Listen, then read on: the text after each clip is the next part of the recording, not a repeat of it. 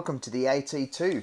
Well, this is the British Tier 5 tank destroyer, but it's more like a heavy tank.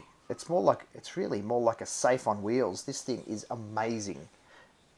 Look, it's got so many great attributes. We'll have a look here on canals.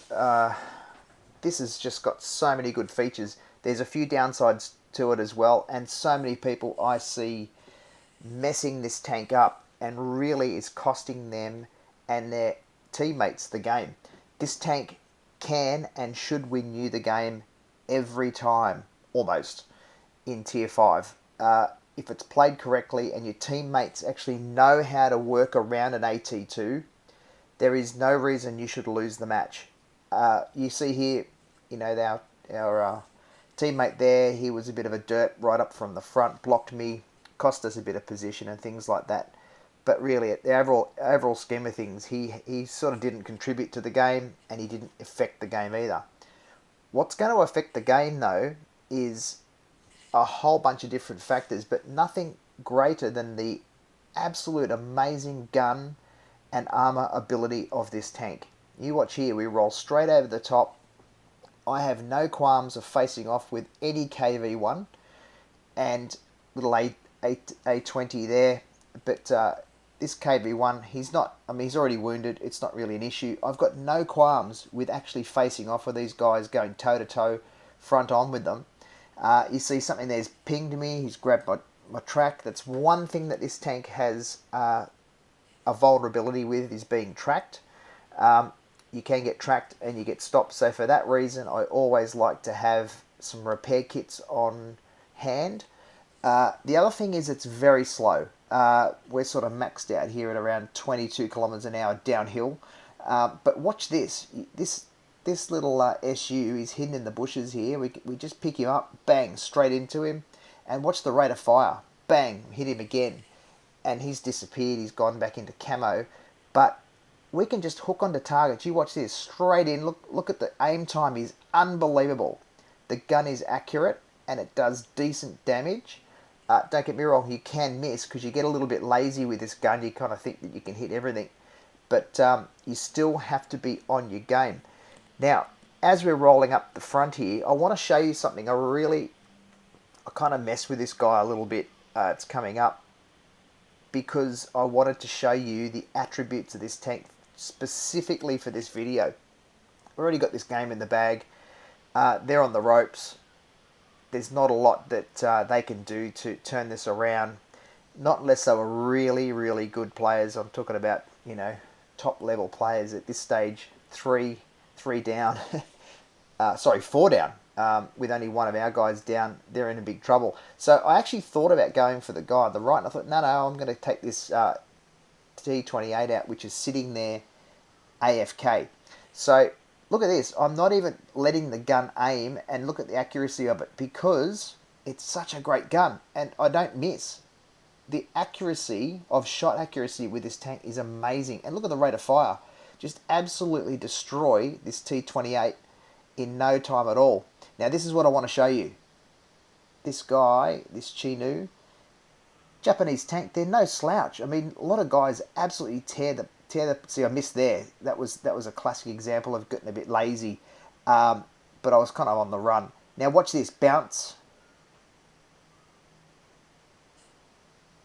bounce. I just keep bouncing, and I know I've got one more shot to kill this guy, but I'll let him bounce me a few more times. So you can see he's got no hope of penning me. So I just drilled him. That is one of the best things about this tank. Now, it can catch you out too because you do get a bit of bravado and you think, I can rock in there and just go toe-to-toe, which you can, but so long as you're backed up. Look, we didn't high score in the game, but we did pretty good. And if you look at our efficiency here, it's going to have a real quick look at the efficiency side of things. Look at the pen. We hit nearly every tank on the field. And yeah, we took a couple of them out, but were we a game changer? I think what we did was we put the element of doubt.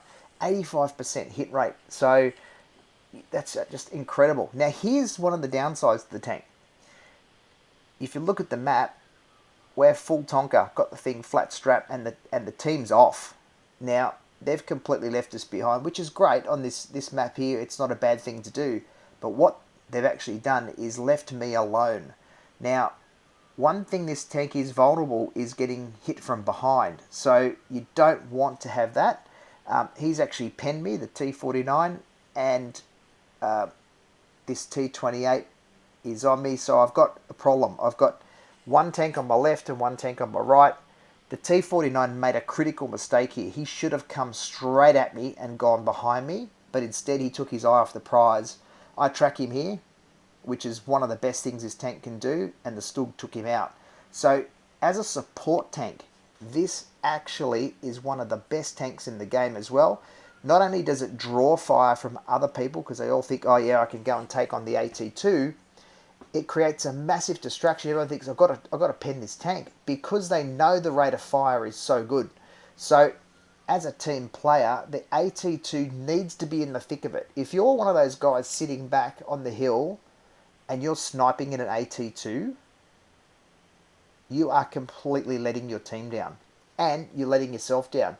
Because not only are you not getting the best out of this tank, you're also completely letting your team down. Let me make that 100% clear. If you see someone at AT2 is at the back and they're trying to snipe up on a hill from somewhere, you're going to struggle to win the match because they're not playing the tank right. This tank needs to be up the front and get right in the thick of it.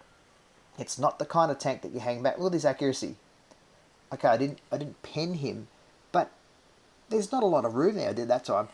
There's not a lot of room there to go missing with, and that's what I was aiming for, trying to track your opponent. Once you've tracked them, you can then I laid another 3 hits into him just because I tracked him. So I stopped his movement, and then I could lay another 3 actual rounds into his tank without him going anywhere, and he's most likely got no repair kits left, or he just didn't stock them. Bad move against an AT2. So this is one of the tanks I absolutely love. I'm very proud to say I'm in the top 100 in the Asia servers with this tank. At last I checked, it was 63.